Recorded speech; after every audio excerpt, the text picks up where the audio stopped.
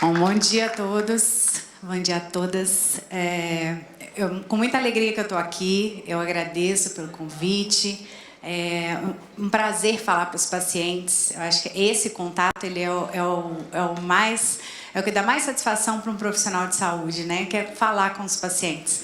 Então, e esse tema em específico casou muito bem, porque eu vou falar sobre isso, mas eu já vou adiantar que a campanha da Organização Mundial da Saúde esse ano para o Dia Mundial da Segurança do Paciente, que é agora, domingo, dia 17, é engajar o paciente para a sua segurança. Então, nada melhor do que estar aqui falando sobre isso. Eu tive o prazer de implantar o primeiro Comitê de Segurança do Paciente no SUS, que se tem notícia, no HC de Ribeirão Preto, lá em 2007. Eu fico denunciando a idade toda hora, né? E a gente sabe o quanto que é importante que o paciente esteja ciente, né? Porque é isso, a doutora Marisa colocou aqui um medicamento que foi super pressionado, que foi o Xigris, né? Muito pressionado lá no início para uso no Ministério da Saúde. A Anvisa fez uma avaliação que naquela época a gente chamava de BRATS, que era o Boletim Brasileiro de Avaliação de Tecnologias, que era feito pela Anvisa, porque a gente não tinha a política ainda, né? Não tinha a lei da Conitec. Então, nessa época, a gente já fazia TS dentro dos hospitais, né? Avaliação de tecnologias, para tentar fazer o uso racional desses produtos. Por quê? Porque, às vezes, um determinado medicamento, ele não é bom para todo mundo. Aqui dentro, se a gente fizer uma avaliação, cada um tem um tratamento e uma forma, porque nós somos únicos, né? Então, existem medicamentos, sim, que são mais comuns a todo mundo e outros não, né? Isso pensando num acesso universal, né? Integral. Quando a gente, diferente das dificuldades que a gente tem tido para obter, né, os medicamentos.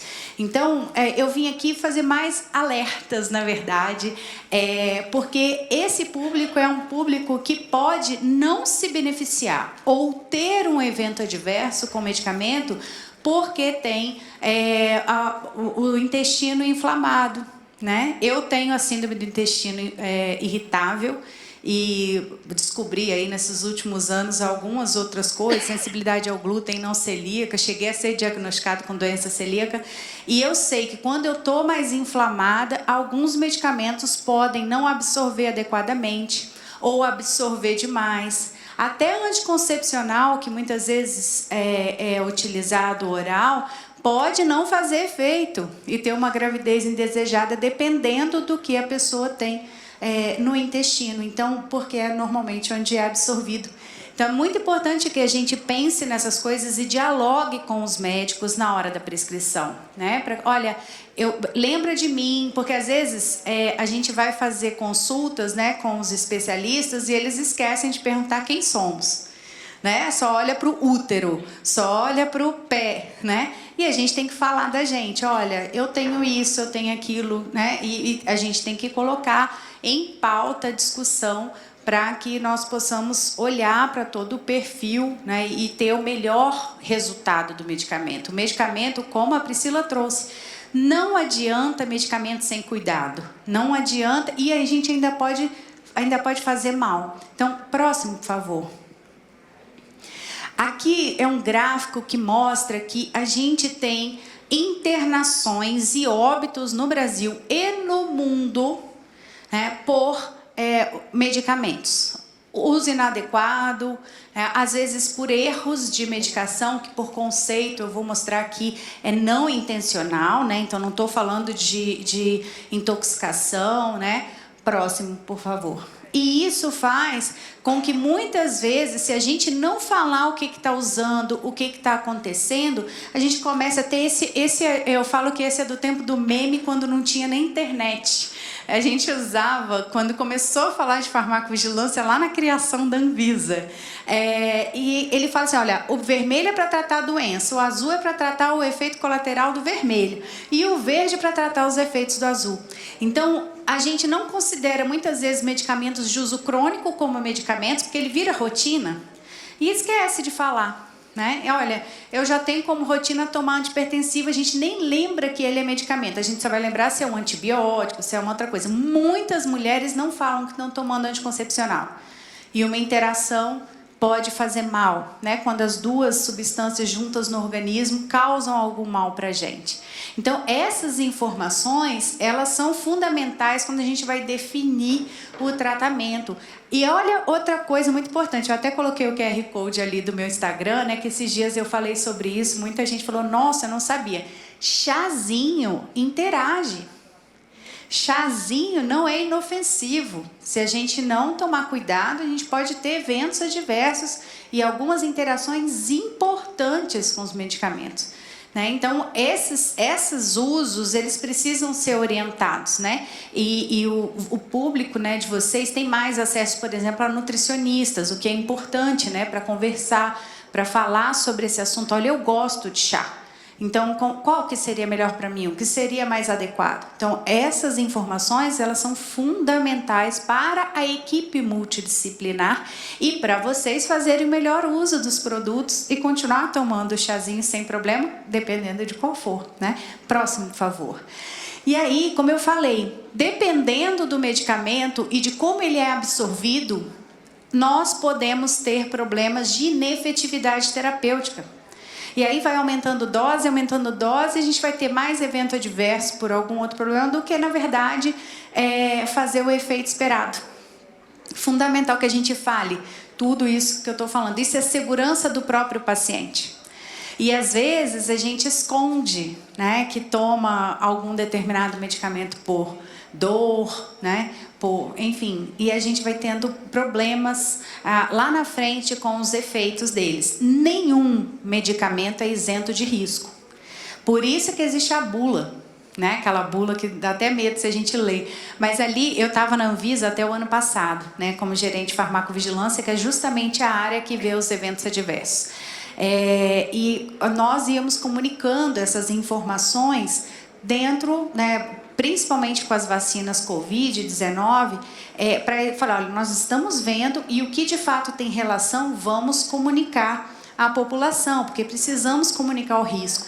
Então, a bula, ela é a comunicação de risco, por isso que às vezes está escrito assim, ó, contraindicação, então tem lá os pacientes que não podem. Mas no mundo real, né, quando o medicamento entra no registro, essas informações dos pacientes, que são as notificações, são fundamentais para ver, por exemplo, que talvez os medicamentos, alguns medicamentos para pessoas com doença inflamatória intestinal não sejam legais. E que essas pessoas não entraram na hora de fazer o estudo clínico. E aí a gente não sabe, não está na bula. Então é importante que essa comunicação aconteça para que as agências regulatórias, não só no Brasil, no mundo funciona assim, possa fazer essa comunicação de risco. Próximo, por favor. E aí, eu venho falar muito do erro de medicação, né? Que é cometido por nós também. Próximo. O conceito de erro, ele é não intencional. Próximo, por favor. Ele é um conceito de não intencional, mas acontece também na nossa mão, na mão do paciente. Então, a gente pode usar equivocadamente. Nós tivemos um evento adverso no Brasil. Vocês lembram quando fala de talidomida? Vocês sabem o que aconteceu, né? Com os pacientes com focomelia e tudo mais. E aí a gente continua tendo, no mundo, continua tendo este tipo de evento adverso. Aí você fala, poxa, mas está lá na caixa, tem um desenho, né, mostrando, tá? A comunicação de risco está muito melhor do que lá na década de 60. Próximo, por favor. Está muito melhor que na década de 60, mas por que esses eventos, por que esses erros andam acontecendo, por que ainda acontecem? Porque às vezes a gente não implementa adequadamente as barreiras de segurança. Em segurança do paciente, a gente fala o seguinte, errar é humano. É o título de um relatório do Institute of Medicine, né, que foi lá de 99, e toda vez a gente fala dele, porque ele trouxe para o mundo que na saúde a gente erra. E antes isso não era visto claramente com dados, com informação, né? E aí, por que a gente erra? Porque nós somos humanos. E como que a gente vai fazer para evitar? Implementando barreiras. Quando a gente fala, ó, esse daqui eu separo porque esse é de manhã, esse daqui é à tarde, né? Isso dentro de casa. E nas instituições nós também temos que fazer isso, também temos que separar, também temos que colocar barreiras. E aí, voltando ao caso da pessoa da talidomida, o que aconteceu? A pessoa que tomava para hanseníase e era o marido da mulher. E aí, ó, peraí, ela teve um bebê com focomelia, precisamos investigar. Quando foi investigar, chegaram lá na casa deles, eles eram pessoas com baixíssima instrução, baixíssimo letramento em saúde, e o que estava acontecendo? Ela tinha entendido que aquele produto era para dor, porque o marido tomava, porque o marido sentia dor. Então, quando ela sentia dor, ela tomava o medicamento. E isso é... Então, às vezes, a gente foca também só no paciente, a família tem que estar junto dependendo do medicamento.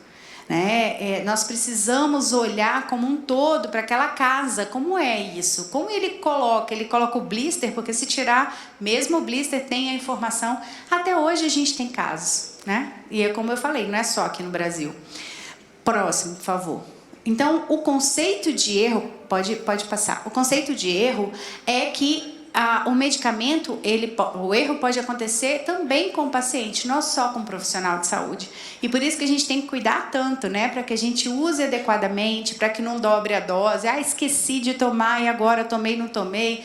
Dobra a dose, tem algum evento adverso. Então, são informações que nós precisamos olhar e falar assim, como é que eu vou organizar? Eu sou uma que, eu tenho que fazer a minha culpa, eu como paciente sou péssima.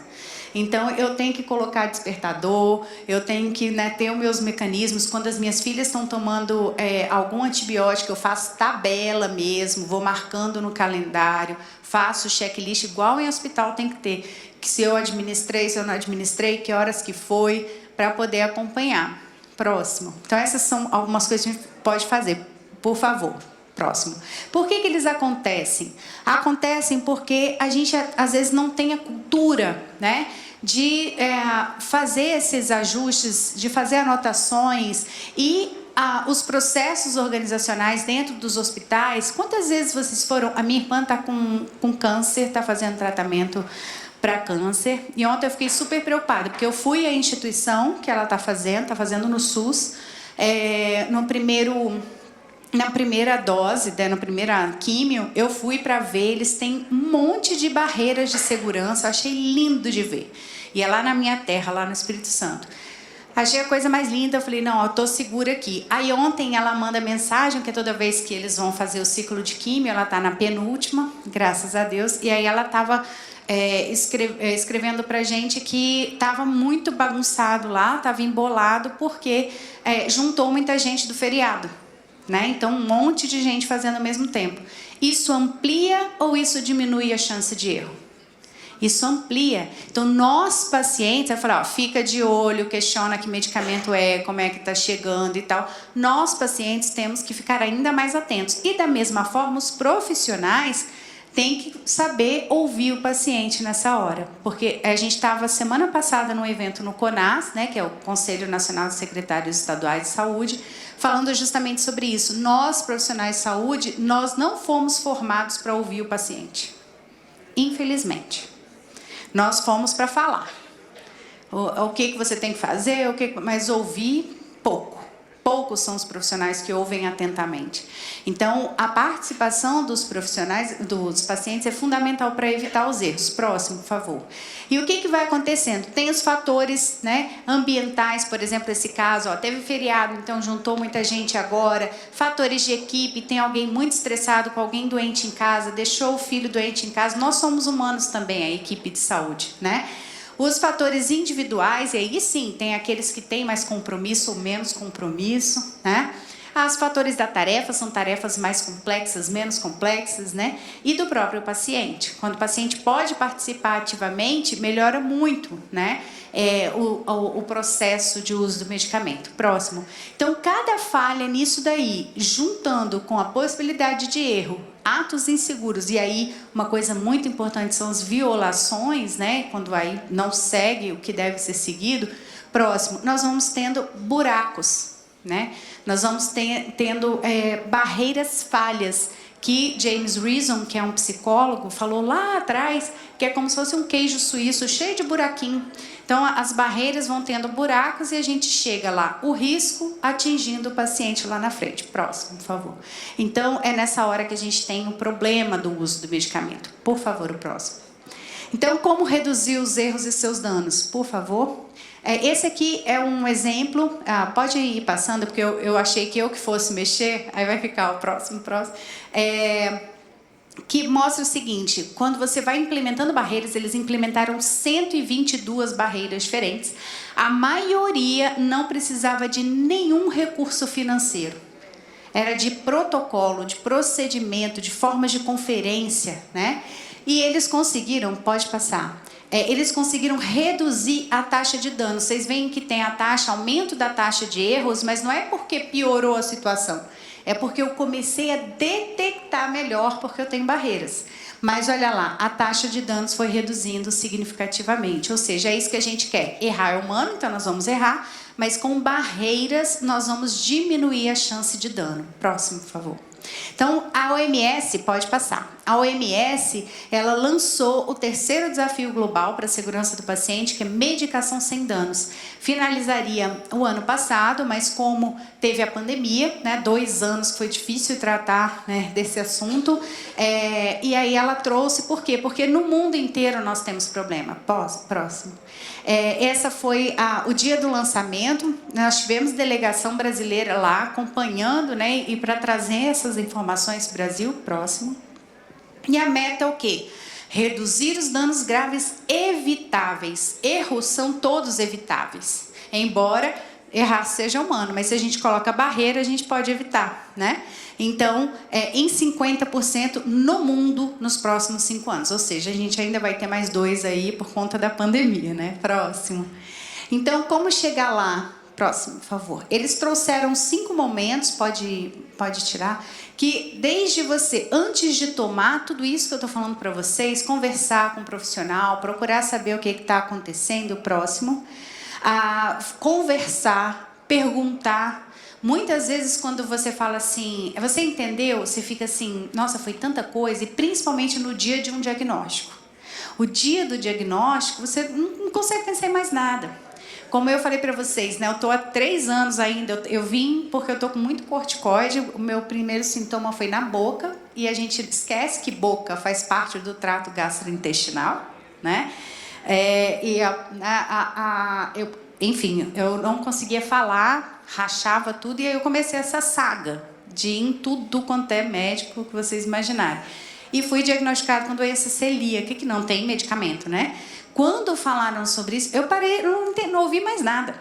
Eu precisei internalizar, eu chorei de emoção, porque, enfim, tinha um diagnóstico, mas o diagnóstico estava errado. Né? Assim, em tese também, né? Mas agora é a síndrome do intestino irritável. Na hora de adicionar um novo medicamento, tá tudo indo bem, eu preciso adicionar um novo medicamento no meu tratamento, eu tenho que falar daqueles que eu estava tomando. E isso é um passo importante para vocês. Olha, eu já tomo. Quais que eu tomo? Olha, eu tenho doença inflamatória. Por favor, verifique se esse medicamento vai agir no meu intestino. Né? Quantas vezes expele medicamento inteiro nas fezes?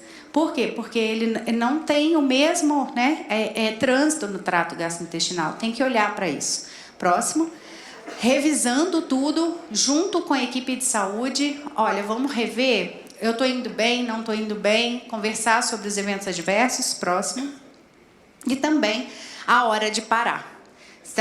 Essa semana mesmo está se falando muito sobre os inibidores de prótons, né, como o omeprazol, o pantoprazol. Não sei se vocês viram isso, porque as pessoas estão usando ad eterno e eles não foram feitos para isso. Né? Então, existem os limites de usar, assim como anti-inflamatórios e outros medicamentos para dor, que muita gente prolonga a utilização, e aí você passa a não ter benefícios e ter muito mais riscos. Próximo. Então, pode ir passando. Esses usos, pode ir até o final. A gente tem que olhar desde a atenção primária, né, até quando a gente está em transição, está internado, vai entrar de uma sala para outra, acontece muito, né? Eu estou na UTI, estou indo para o quarto, felizmente. Aí os medicamentos não vão, os medicamentos vão em dobro. Administram na UTI e administram na enfermaria no mesmo dia. Isso acontece. Então, a gente precisa, né, falar com os profissionais de saúde sobre isso e os pacientes junto. Próximo, por favor. Então, existe um aplicativo, mas está em inglês, a gente queria tanto traduzir para o Brasil, que fala sobre uso seguro, né, que a própria OMS lançou. Próximo. E aí, pode ir. O Dia Mundial da Segurança do Paciente, ele fala exatamente de envolvimento do paciente e da família como garantia para a sua segurança. Que a gente entenda que as pessoas erram, não é só apontar o dedo, né? Mas que nós possamos também ser um agente ativo pela nossa segurança. Próximo, por favor. Então, a Declaração de Londres, que é lá de 2005, próximo, ela tem muito tempo, já vai fazer 20 anos, e até hoje a gente ainda tem esse desafio de engajar os pacientes. Muito mais porque nós, profissionais de saúde, não trazemos os pacientes para perto. A gente meio que fica no pedestal, os pacientes ali, né? Então, a gente tem que trazer os pacientes para perto. Próximo. E ela fala o quê? Que a gente deve envolver, capacitar isso que está acontecendo aqui, né? Fazer capacitação dos pacientes para que eles possam construir, praticar essa segurança. Próximo, por favor. Eu vou dar um exemplo aqui de queda, porque eu, como farmacêutica, quando eu comecei a trabalhar a segurança do paciente como um todo, eu quase, né, tive um troço. Falei, paciente cai aqui dentro do hospital, né? Como que a gente deixa isso? E olha só, próximo, por favor.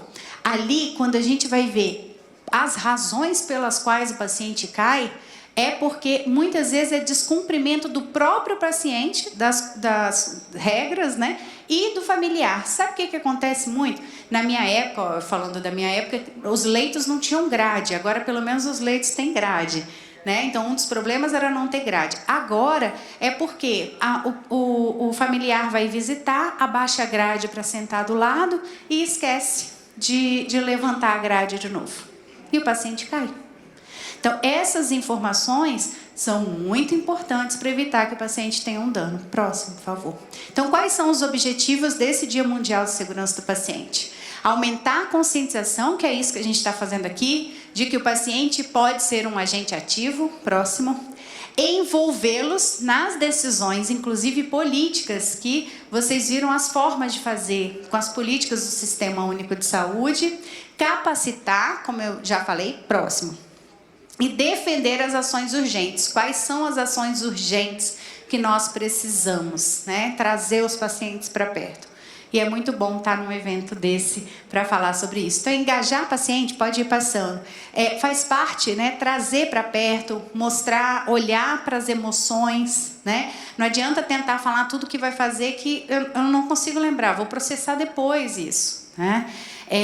Eu agora acompanhando, que a minha irmã vai fazer tudo, né? Químio, rádio, a mastectomia total. Então, cada etapa é uma etapa dolorosa para você olhar, para você tentar entender. Então, ela vai processando ao longo da semana seguinte, sabe? De cada discussão, de cada consulta, a gente vai conversando. E é isso, mostrar para ele que ele pode. Pode passar. E a gente evitar o capacitismo, né? O capacitismo é quando a gente acha que o paciente ele não pode responder por si, ou ele não pode ajudar, especialmente os pacientes com alguma deficiência. E é importante que eles sejam envolvidos, né? Eu aprendi essa palavra há pouco tempo, porque eu tenho trabalhado com uma agência, né, de marketing de conteúdo que trabalha com pessoas com síndrome de Down. Então, é muito importante entender isso, que nós, profissionais de saúde, muitas vezes não falamos com esses pacientes porque a gente acha que ele não vai entender, que ele não vai participar. Assim como nós, olha, não, tem um baixo grau de instrução, não vai conseguir entender, e ainda isso não é possível. A gente tem que envolver o paciente e fazer ele entender, porque o tratamento dele é ele no centro do cuidado. Próximo. Então, eu sempre acredito que juntos nós, profissionais de saúde, com os pacientes, podemos muito, muito mais. Eu agradeço. Muito obrigada. Próximo.